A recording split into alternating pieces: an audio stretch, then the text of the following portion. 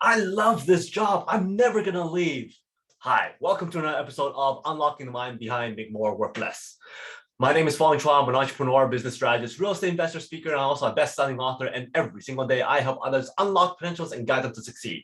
Today on Unlocking the Mind, we talk about another cognitive bias. And the reason why I have this show is so that we can better understand how our minds work, make better decisions, build strong relationships, and of course, avoid certain cognitive traps.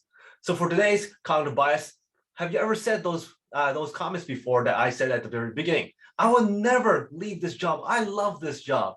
Or have you ever listened to kids talk? I would never date a boy. I would never date a girl. Ew. Have you heard those comments before? I'm sure you have.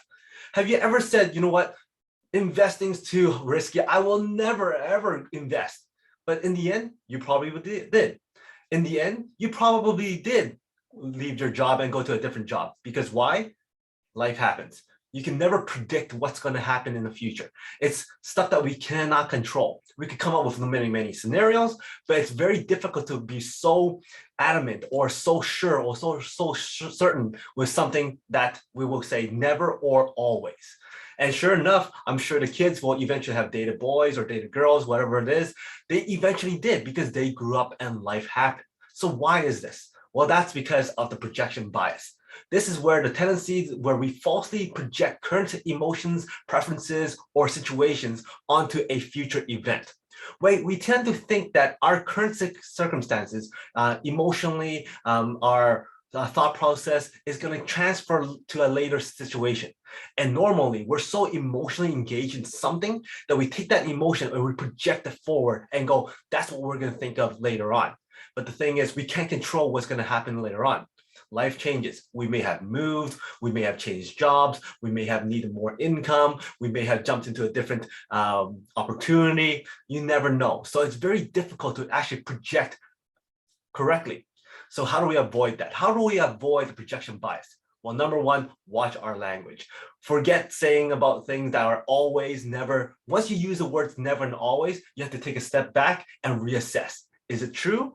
Or am I just too emotionally engaged to actually make those kind of predictions? Second thing is take the emotions out of it. Usually when we say sentences like always and never, it's because we're very emotionally engaged as to what our decisions are. And then thirdly, be very, very conservative.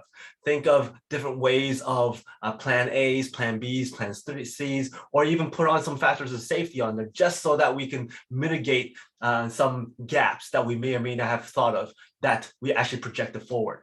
The other thing we could always do is come up with different scenarios of what may or may not happen and come up with different plans to mitigate those issues or those pathways.